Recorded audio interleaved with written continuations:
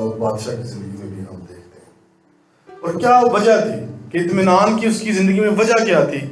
کہ یہ اطمینان کسی انسان کا اطمینان نہیں تھا، یہ خدا کا اطمینان، اور یہ شرف صرف مسیحی لوگوں کو ہے کہ جن کے پاس خدا کی حضوری اور اس کا اطمینان موجود ہوتا ہے۔ یہ اطمینان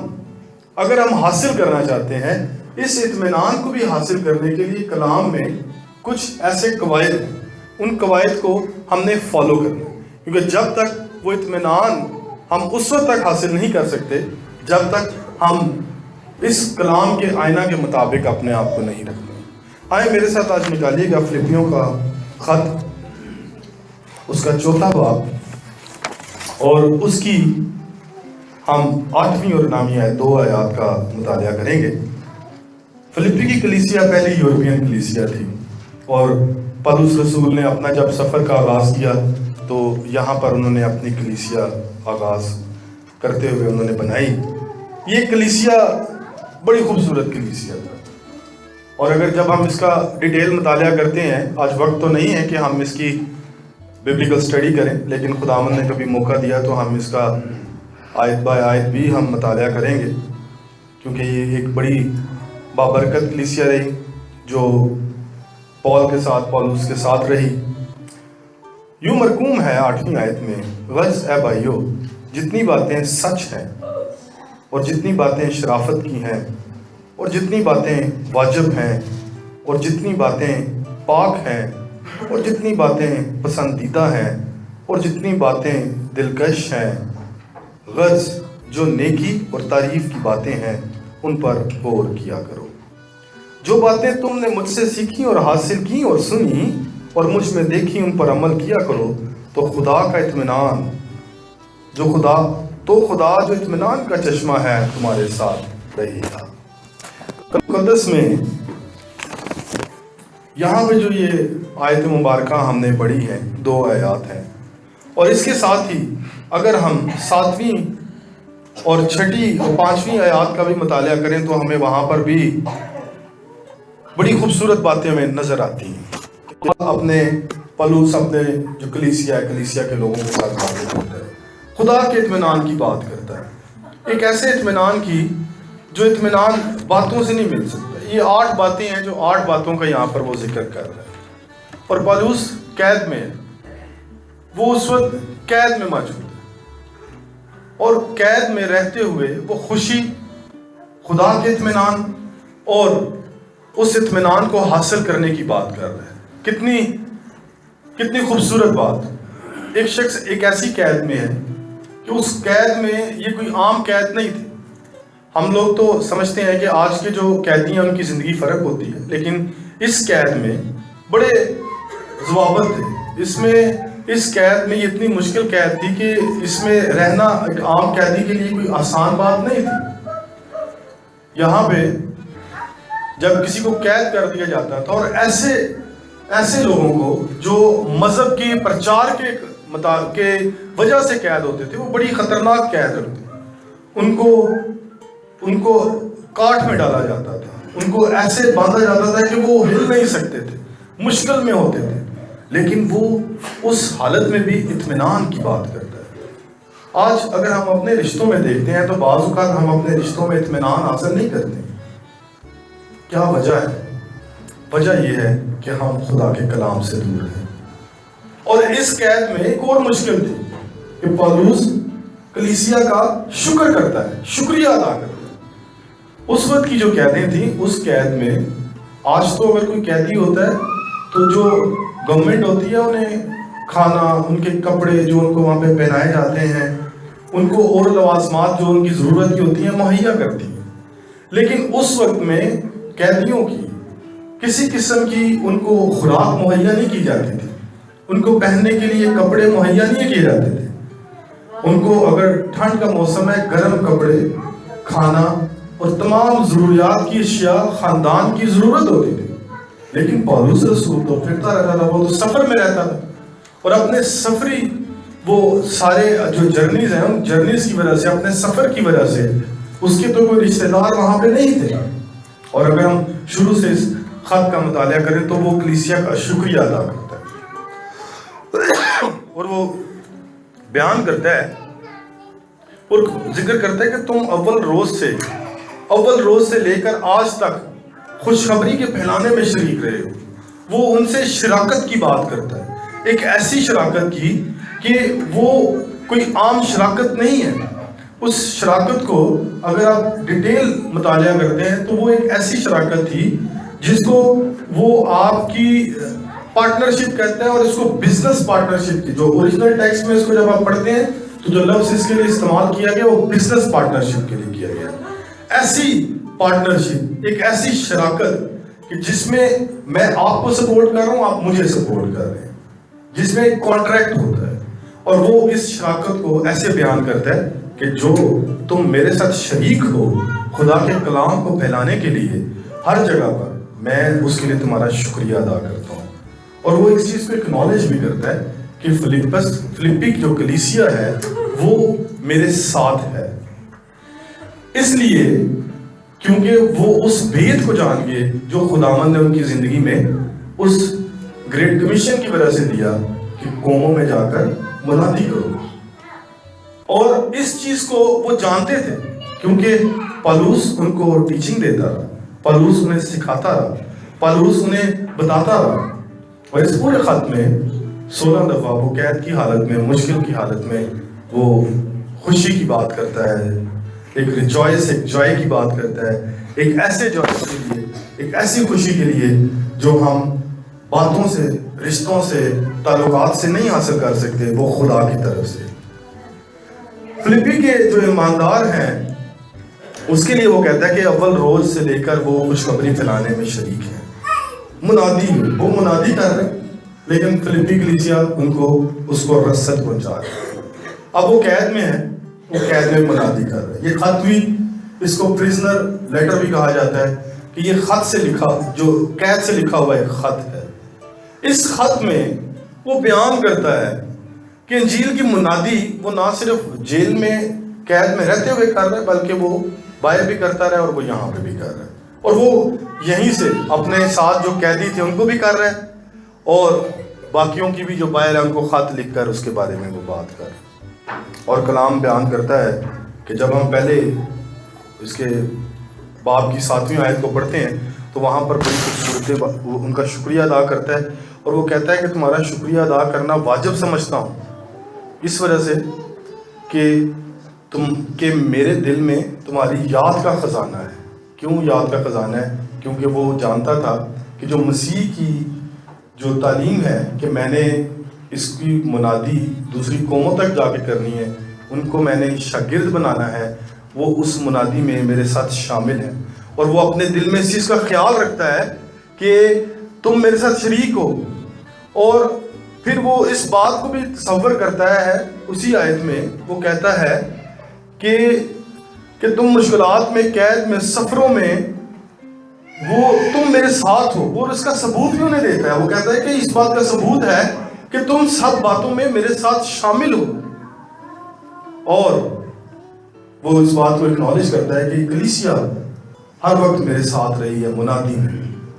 اور یہ بڑی خوبصورت بات ہے کہ جب کلیسیا ساتھ ہوتی ہے کسی بھی خادم کی منادی میں، وہ چاہے کسی بھی جگہ پر ہے۔ بعض اوقات لوگ یہ سمجھتے ہیں کہ منادی صرف پرپٹ سے کی جاتی ہے، بعض اوقات لوگ یہ سمجھتے ہیں کہ ایک شخص ہے وہ آؤٹ ریچ کر رہا ہے، وہ غیر اقوام میں جا کے کام کر رہا ہے تو وہ منادی کر رہا ہے، لیکن منادی میں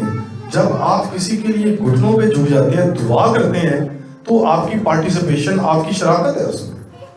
آپ اگر کسی کے لیے، کسی مناد کے لیے آپ فائنینشلی سپورٹ کر دیتے ہیں کہ وہ وہاں پر اپنے سفری اخراجات یا کسی بھی اپنے لوازمات کو پورا کرتا ہے، تو کلام کے مطابق آپ اس میں شریک ہیں، اس میں شراکت ہے۔ آپ اگر کسی مناد کی، کسی بھی خادم کی، جو کہ اس کے لیے آپ کوئی بھی انتظام کرتے ہیں، چاہے آپ فزیکلی کرتے ہیں، اسپرچولی کرتے ہیں، مورلی کرتے ہیں، تو آپ اس کے ساتھ اس منادی میں برابر کے شریک ہوتے ہیں۔ اسی شراکت کو پالوس یہاں پر بیان کرتا ہے۔ لیکن جو اہم بات ہے، جو یہاں پر وہ بات کرتا ہے، اگر چوتھے باب کا آپ مطالعہ کریں اور اس سے پیچھے آپ تیسرے باب کا مطالعہ کریں، تو بھی اتنا وقت تو نہیں کہ ہم ان دونوں باب کی ڈیٹیل میں اسٹڈی کریں، لیکن وہ ہمیں ایک تو مسیح کی حلیمی اور عظمت کی بات کرتا ہے، اور وہ خوبصورتی سے بیان کرتا ہے کہ کس طرح مسیح نے اپنے آپ کو، اگرچہ وہ خدا کی صورت میں تھا، خدا کے برابر ہونے کے قبضہ میں رکھنے کی چیز کو نہ سمجھا، لیکن بتاتا ہے کہ اس نے خادم کی صورت اختیار کر لی۔ ایک ایسا شخص، شاید علماء کا خیال ہے کہ اس کی نظر میں اس کی وہ تصویر تھی کہ جب خداوند یسوع مسیح نے اپنے شاگردوں کے پیر دھوئے، اور اس نے وہ تصویر اس کے ذہن میں تھی کہ ایک ایسا خادم بن گیا یسوع جو بادشاہوں کا بادشاہ ہے، وہ خادم بن گیا، کیونکہ جب اس نے اپنا چوگا اتارا، اس نے اپنا وہ رومال اپنا باندھا، اور وہ غلام کی نشانی تھی، ایک خادم کی نشانی تھی جو گھروں میں ہوتے تھے یہودی دستور کے مطابق، جو خادم اور غلام ہوتے تھے وہ ایسے ہی کپڑے پہنتے تھے، اور لیکن یہ تصویر اس کی نظر میں تھی، سامنے تھی۔ وہ کہتا ہے کہ اس نے اپنے آپ کو خادم کی صورت اس نے اختیار کی اور انسانوں کے مشابہ کیا، لیکن وہ بیان کرتا ہے کہ کیونکہ وہ جانتا تھا کہ خدا کا اطمینان اس کے ساتھ ہے۔ لیکن چوتھے باب میں وہ پہلے ذکر کرتا ہے، پہلی آیت میں بیان کرتا ہے کہ کلیسیا کو کہتا ہے کہ تم میری خوشی بھی ہو اور میرا تاج بھی ہو۔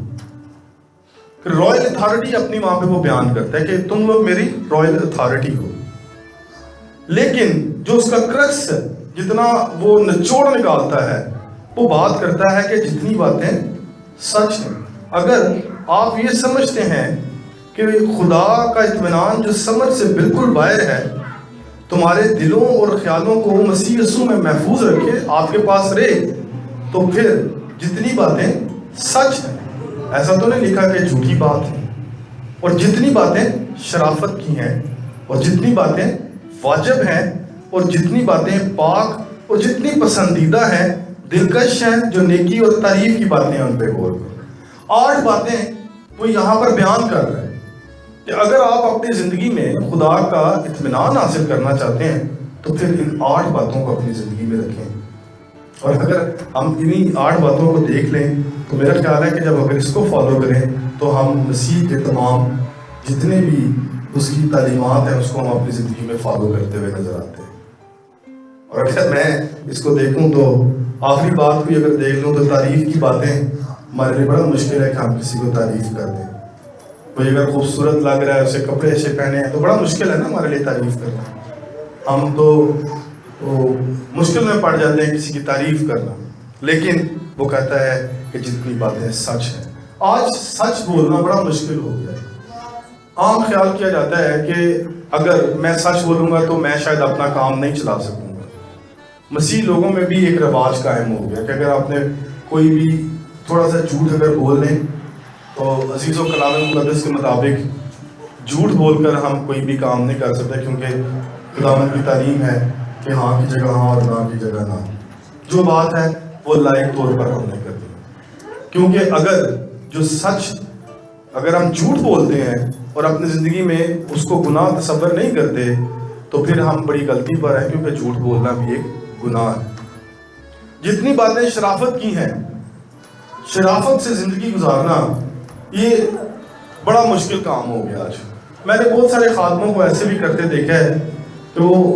جب اپنے آپے سے باہر ہو جاتے ہیں، اپنے آپ کو کنٹرول نہیں کرتے، تو یہاں تک بھی سننے میں آیا کہ یہ بڑی ہے میری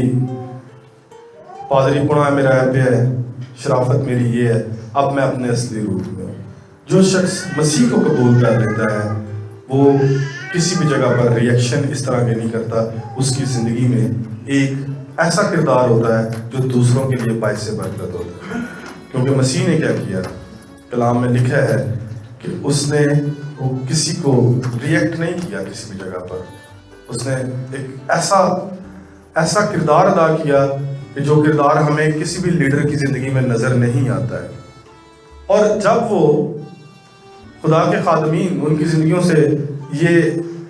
عمل نہیں ہوتے، شرافت ان کی زندگی میں نہیں ہوتی ہے، تو کیا ہوتا ہے کہ پھر لڑائیاں جھگڑے ہمیں نظر آتے ہیں،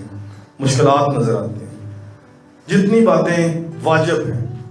آج ہمارے لیے واجب غیر نامناسب باتیں، ایسی غیر واجب باتیں کرنا ہمارا پسندیدہ مشغلہ بن گیا۔ ہم چاہتے ہیں کہ ہم چغل خوری کریں، ہم چاہتے ہیں ہم دوسروں کی جہاں تک ہو سکے اس کے لیے مشکل کھڑی کریں. بھائی ابھی دعا کر رہے تھے, جب وہ بڑی خوبصورت بات کر رہے تھے, مجھے اپیل کی ان کی یہ بات کہ ہم دوسروں کے لیے مشکلات کھڑی کرتے ہیں, چاہے وہ اپنے گھرانوں میں ہیں, چاہے وہ اپنے فرینڈز اینڈ فیملیز میں ہیں, چاہے وہ کلیسیا میں ہیں, چاہے وہ کسی بھی جگہ پر. جب ہم جاب کرتے ہیں ہم دوسروں کے لیے مشکلات کھڑی کرنا پسند کرتے ہیں. ہمارے غیر واجب رویے ہیں, ایسے رویے ہیں جو دوسروں کے لیے برکت کا باعث نہیں بنتے ہیں بلکہ ٹھوکر کا باعث بنتے ہیں. بہت دفعہ ایمانداروں کے رویوں کی وجہ سے, غیر مناسب رویوں کی وجہ سے لوگ خداوند سے دور ہو جاتے ہیں, اور وہ کہتے ہیں ان کا ایک عقیدہ ہوتا ہے کہ جب خدا کے لوگ ایسی غیر مناسب حرکات کرتے ہیں تو پھر ہم کیسے ہم اس یسوع کو فالو کریں, شاید وہ بھی ایسا ہی ہے. میرے ساتھ بہت دفعہ ایسے اتفاق ہوا کہ جب ہم لوگوں میں بیٹھتے ہیں تو لوگ تعریف بھی کرتے ہیں, لوگ مسیحیوں کے خلاف بھی بات کرتے ہیں. ایک دفعہ میرے ساتھ کچھ لڑکے آفس میں کام کرتے تھے, میرے پاس آئے, انہوں نے میرے ساتھ ایک بات شیئر کی کہ انہوں نے کہا کہ ہم آپ سے ایک بات پوچھنا چاہتے ہیں. ہم نے ایک چیز آبزرو کی ہے, 3-3.5 سال آپ کے ساتھ ہمارے ساتھ جاب آپ کے ساتھ کرتے ہوئے, ہم آپ کے انڈر کام کر رہے ہیں. ہم نے دوسرے سپروائزرز کو دیکھا ہے, وہ ابیوزو لینگویج یوز کرتے ہیں, وہ اگریسو ہو جاتے ہیں, شاؤٹنگ کرتے ہیں. لیکن ایک شخص مجھے کہتا ہے کہ میں نے آج تک آپ کے منہ سے گالی نہیں سنی ہے, اس کی کیا وجہ ہے؟ میں وہ بات جاننا چاہتا ہوں کہ آپ ابیوزو لینگویج کیوں نہیں یوز کرتے. ہم جب دوسرے سپروائزرز کے ساتھ ہوتے ہیں وہ ایسے رویے رکھتے ہیں کہ ہمیں ان سے گھن آتی ہے, لیکن ایسی کیا وجہ ہے؟ لیکن مجھے ایسی جگہوں پر خدا کی گواہی پیش کرنے کا موقع ملتا ہے, اور جب ہم ایسے گواہی دیتے ہیں تب ہم اپنے خدا کو دوسروں کو بیان کرتے ہیں. آج ہم جہاں جہاں جاب کر رہے ہیں, جس جگہ پر جاب کر رہے ہیں, اپنے رویوں سے ہم صرف یہ سمجھتے ہیں, بعض اوقات ہمارا آج کا جو مسیحی کلچر ہے وہ ایسا بنتا جا رہا ہے, ہم یہ سمجھتے ہیں کہ جب ہم پلپٹ پہ ہیں تو یہ بڑی ہولی پلیس ہے, پاک جگہ ہے, خدا کا گھر ہے, یہ پاک جگہ ہے. بالکل ہے, لیکن ہم یہ سمجھتے ہیں کہ جب ہم یہاں پہ ہیں تو یہاں پر زیادہ روحانی ہونے کی ضرورت ہے, لیکن یہ تو ہم چند گھنٹوں کے لیے یہاں پہ ہیں. اصل کردار جو واجب کردار ہے وہ تو ہمارا دوسرے لوگوں میں ہے کہ جب ہم مسیح کی گواہی بیان کرتے ہیں, اپنے کام کی جگہ پر اپنے بول چال کرتے ہوئے اپنے لوگوں کو ہم خداوند کی گواہی بیان کرتے ہیں, وہ ایک اصل ہمارا کردار ہے جس کو ہم آج نظر انداز کرتے جا رہے ہیں. اور آج ہم پاک باتوں میں بھی نہیں, ہم چاہتے ہیں کہ ہم ناپاکی کی طرف بڑھیں, کیونکہ ابلیس داڑتا پھرتا ہے, وہ چاہتا ہے کہ ایماندار ٹوٹیں ان کی زندگی میں, اور وہ ان کو خدا سے دور لے جاتا ہے, ناپاک باتوں میں لے جاتا ہے. اور کلام میں لکھا ہے کہ خدا فرماتا ہے کہ میں پاک ہوں. پاک بنو. کیوں پاک بنو؟ کیونکہ میں پاک ہوں. اور خدا چاہتا ہے کہ اس کی کلیسیا, اس کے لوگ پاک بنے اور پاکیزگی کے ساتھ وہ زندگی گزارے. پسندیدہ باتیں, ناپسندیدہ باتیں ہم انہیں فوکس کرتے ہیں. آج اگر ہم دیکھیں, اگر مجھے پتہ لگ گیا ہے مثال کے طور پر کہ کوئی بھائی ہے وہ اس بات کو پسند نہیں کرتا, تو میں جان کے آ کر وہ بات وہاں پر کروں گا. کیوں کروں گا؟ کیونکہ میں جانتا ہوں کہ یہ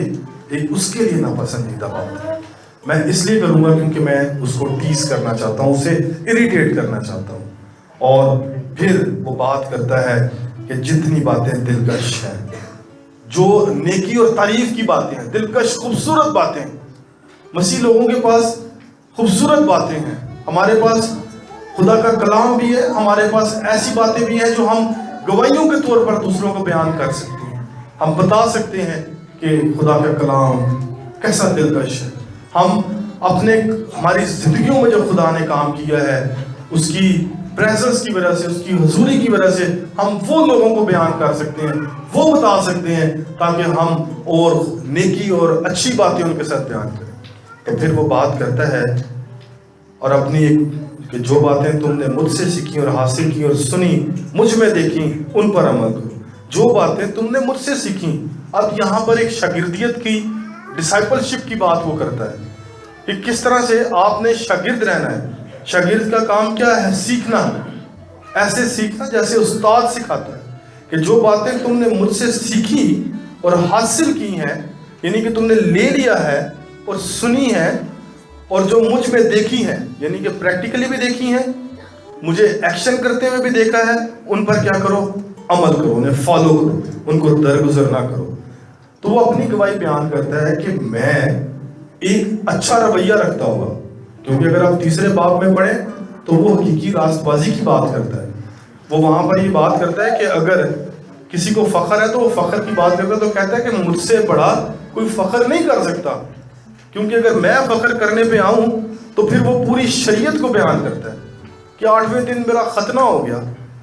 میں اسرائیل کی قوم اور بنیامین کے قبیلے سے ہوں، عبرانیوں کا عبرانیوں اور شریعت کے اعتبار سے میں فریسی ہوں۔ اور لیکن وہ ایک بڑی خوبصورت بات کرتا ہے، کہتا ہے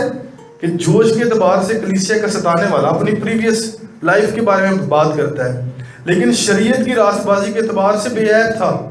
شریعت اسے بے عیب کہتی تھی۔ لیکن تیسرے باب کی 7ویں آیت میں بڑی خوبصورت بات کرتا ہے، جتنی باتیں میرے نفع کی تھیں ان کو میں نے مسیح کی خاطر نقصان سمجھ لیا۔ کہ یعنی کہ جو میری جسمانی جتنی نفع کی باتیں تھیں نا، کہ لوگ میری تعریف کریں، لوگ یہ سمجھیں کہ میں بڑا پارسا ہوں، بڑا پاک ہوں، بڑا راست باز ہوں، میرے اندر اچھی کوالٹیز ہیں، میں دوسروں کو امپریس کر سکتا ہوں، میری کمیونیکیشن سکلز اچھی ہیں، میں اچھا گا سکتا ہوں، میں اچھا کلام سنا سکتا ہوں، یا کسی بھی قسم کی کوئی ہے، تو وہ کہتا ہے کہ میں نے ان کو کیا کر لیے؟ جتنی چیزیں میرے نفع کی تھیں ان کو میں نے مسیح کی خاطر نقصان سمجھ لیا، میں ان کو کچھ بھی نہیں سمجھ رہا ہوں۔ اور پھر آگے بیان کرتا ہے، وہ ایک اور بات کرتا ہے کہ بلکہ میں اپنے خداوند مسیح یسوع کی پہچان کی بڑی خوبی کے سبب سے سب چیزوں کو نقصان سمجھتا ہوں، جن کی خاطر میں نے سب چیزوں کا نقصان اٹھایا اور ان کو کوڑا سمجھتا ہوں تاکہ مسیح کو حاصل کروں۔ یعنی کہ ان جسمانی چیزوں کو وہ کچھ بھی نہیں سمجھتا، کیونکہ وہ اپنے کلام میں اپنے فرماتا ہے کہ میں نشان کی طرف دوڑا چلا جاتا ہوں۔ یہ وہ شخص تھا جس کے پاس دنیا کی ہر چیز موجود تھی، اپنے دور کا یہ ایک بڑا رئیس شخص تھا، یہ اپنے دور کا ایک پڑھا لکھا شخص تھا، ایک پی ایچ ڈی جو ڈاکٹریٹ لیولز کی اس کی ایجوکیشن تھی، اگر اس کی سٹڈیز کو دیکھیں تو ڈاکٹریٹ لیول کی اس کی ایجوکیشن تھی، لیکن یہ گملیل کا شاگرد تھا، اس وقت کا جو یہودیوں کا استادوں کا استاد تھا اس کا شاگرد تھا، لیکن وہ اپنے اس سارے رتبے کو، ساری دولت کو ایک خدا کا اطمینان حاصل کرنے کے لیے کوڑا سمجھ لیتا ہے، اور وہ سمجھتا ہے کہ یہ میرے لیے کوئی وقت نہیں ہے اس چیز کی۔ تو خدا کا اطمینان حاصل کرنے کے لیے اس نے خدا کو، اس کی حضوری کو حاصل کر لیا، اس کے کلام کو حاصل کر لیا۔ میرے لیے آج میں جو آپ کو آج ایک اپیل کرنا چاہتا ہوں، اور ایک جو آپ کو میں اس پہ اکنالج کروانا چاہتا ہوں، اور وہ یہ ہے کہ ہم نے اپنی شاید 2018 تک جتنے بھی سال ہیں، 40 سال ہیں، 30 سال ہیں، 60 سال ہیں، ہم اپنی کچھ ایسی باتوں کی وجہ سے شاید خدا کا اطمینان حاصل نہیں کر سکتے، لیکن ہمیں یہاں پر رسول طریقہ بتا رہا ہے کہ کس طرح ہم فالو کرتے ہوئے خدا کے کلام کو اپنی زندگی میں، خدا کے کلام کو، اس کے اطمینان کو حاصل کر سکتے ہیں۔ آپ اپنی زندگیوں پہ غور کریں، کیونکہ یہ کلام آپ کی زندگیوں پر آپ کو غور کرنے کا موقع دیتا ہے۔ آپ غور کریں اور دیکھیں کہ میری کس جگہ پر کمی ہے، میں ان 8 چیزوں میں سے کس جگہ پر لیک کر رہا ہوں۔ ہم سب ٹیلنٹڈ ہیں، ہم سب خدا نے ہم سب کو ہنر دے دی ہے، اور خدا چاہتا ہے کہ ہم اس کے کام کے لیے استعمال کریں۔ آج ہم صبح بھی سیکھ رہے تھے کہ بعض اوقات ہم اپنے اس ٹیلنٹ کو دبا چھوڑتے ہیں اور ہم یہ سمجھتے ہیں کہ اس کی ضرورت نہیں ہے، لیکن خدا ہمیں اس سے پوچھے گا، انکوائر کرے گا، وہ اس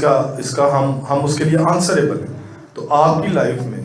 جو بھی ٹیلنٹ ہے اس کو خداوند کے لیے استعمال کریں، لیکن جو ان 8 باتوں میں سے آپ اگر سمجھتے ہیں کہ آپ خدا کا اطمینان جو سمجھ سے بالکل باہر ہے، آپ اسے حاصل کرنا چاہتے ہیں اور آپ چاہتے ہیں، اور میری اپیل ہے آپ سے کہ 2019 میں جب ہم قدم رکھ رہے ہیں تو ہم خدا کے اطمینان کے ساتھ داخل ہوں، ایک ایسے اطمینان کے ساتھ جو سمجھ سے باہر ہے، جو کوئی انسان اپنے رشتے سے، اپنی بات سے، اپنے ایکشن سے وہ ہمیں نہیں دے سکتا، یہ صرف خدا کا کلام ہمیں دے سکتا ہے۔ آئیں ہم اپنے سروں کو جھکائیں اور ہم دعا کریں، اور میں چاہوں گا کہ ہم چند लम्हों के लिए कुछ वक्त हम दुआ में गुजारें और अपने कदमों पे खड़े हों। मैं नहीं जानता कि हम किस जगह पर लैग करते हैं, लेकिन मैं चाहूँगा एक बात कि आए आज हम शफायत से बढ़ें, आए आज हम दुआ करना शुरू करें खुदावंद से। आज एक दूसरे के लिए दुआ करें, एक दूसरे के लिए इस बात के लिए दुआ करें कि खुदावंद मुझे फजल दे दे। मैं आज तक शायद झूठ बोलता आया हूँ, लेकिन अब मैं झूठ नहीं बोलूँगा, क्योंकि तेरे कलाम में लिखा है मैं सच्ची बात करूँगा।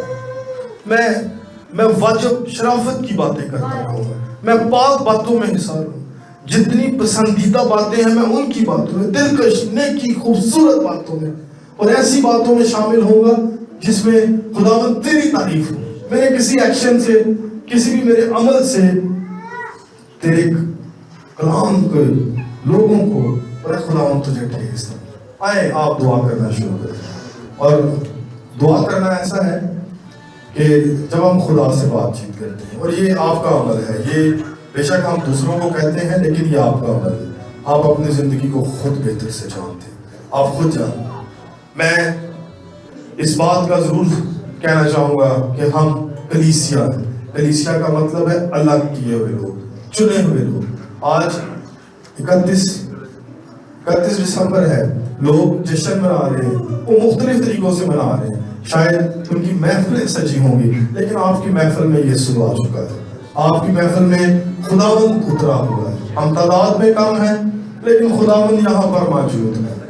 ओ खुदावंद तेरी तारीफ हो, खुदावंद तेरी सिताइश हो। खुदावंद भला है, खुदावंद मौजूद है और वो इत्मीनान का सरचश्मा है। आज आपकी जिंदगियों में किसी भी जगह पर किसी भी किस्म का जो भी मसला है, जो भी आपका इशू है, खुदावंद के पास नहीं है। शायद आपके अजीज आपको छोड़ के जा चुके हैं, आप उससे तसल्ली नहीं पाते, वो फिर भी आपको इत्मीनान दे सकते हैं। शायद आप दुत्कारे गए हैं, आपके रिश्तों में दरार है, लेकिन खुदावंद आपको इत्मीनान दे देगा। आप शायद इस वजह से परेशान हैं कि आपको वैल्यू नहीं किया जाता, आपको एक्नॉलेज नहीं किया जाता। आप उस बात के लिए भी खुदावंद के पास आ जाएं और खुदावंद से कहें कि खुदावंद मैं तेरे इत्मीनान को अपनी जिंदगी में मांगता हूं। Hallelujah, hallelujah, hallelujah.